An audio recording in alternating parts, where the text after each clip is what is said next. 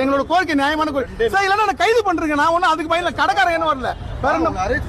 ஒரே நிமிஷம் நான் பேசுறேன்.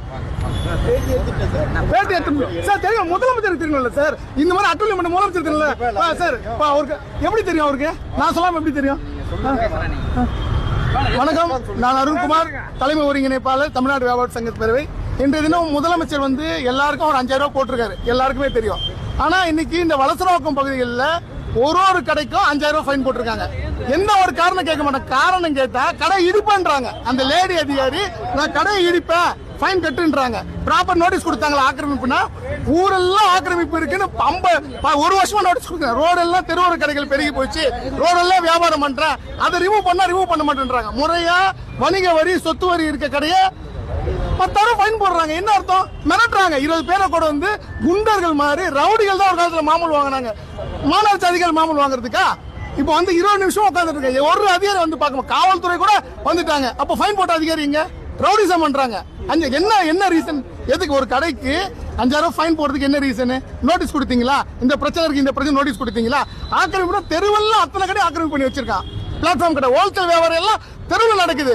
1 வருஷமா மாநகராட்சி மனு கொடுத்து அங்கேயும் இங்கேயும் அலையிறேன், பதில் இல்ல. ஒரு கடைக்காரன் கூட வரமாட்டேன்றான், பயப்படுறான்.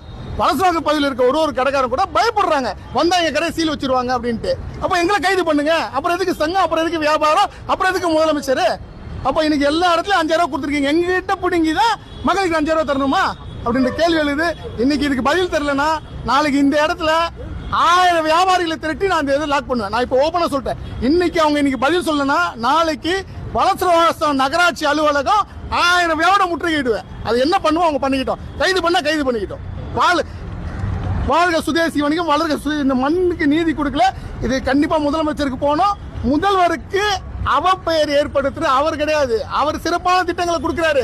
இது போன்ற அதிகாரிகள் மிரட்டி முதல்வருக்கு அவப்பெயர் ஏற்படுத்துறாங்க. இங்க கவுன்சிலர் அடுத்த எப்படி இங்க ஓட்டு வாங்குவாரு? எப்படி ஓட்டு கேட்பாரு வியாபாரிகிட்ட? இப்ப எலெக்ஷன் வந்து முதலமைச்சர் எப்படி ஓட்டு கேட்பாரு? நான் மக்கள் 5000 ரூபாய் கொடுத்தா அந்த 5000 ரூபாய் எங்க இருந்து கொடுக்குறீங்க? வியாபாரம் மிரட்டி கொடுக்குறீங்களா?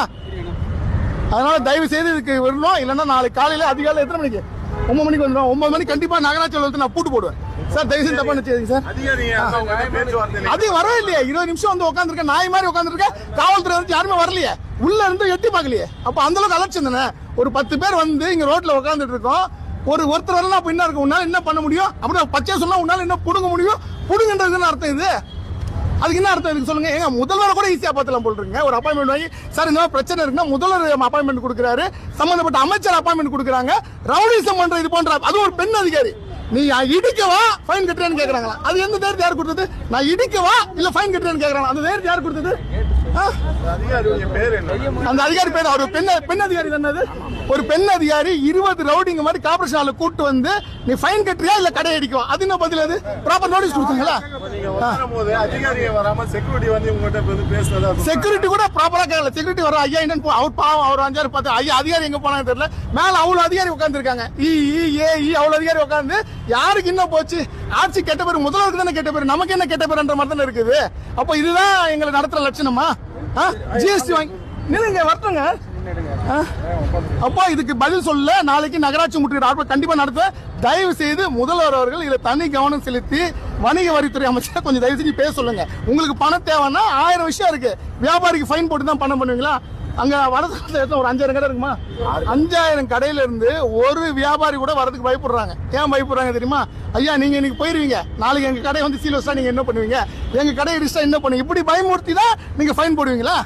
முறையா ஃபைன் போட மாட்டீங்களா? இப்படி பயமுறுத்தி வியாபாரி பயமுறுத்தி மண்ணின் மக்களை பயமுறுத்தி தான் பண்ணுவீங்களா? என்ன பண்றதுன்னு தெரியல. எங்க நியாயம் என்ன நீதினு தெரியல. இல்லன்னா நாளைக்கு வாசல்ல சாகும் வரை உண்ணாவிரதம் உட்காருவோம் சார். இப்போ எங்களுக்கு அதிகாரிட்ட என்ன பேச அலோவ் பண்ணுங்க சார். அலோவ் பண்ணுங்க. இல்லன்னா நாளைக்கு கண்டிப்பா பண்ணுவாங்க.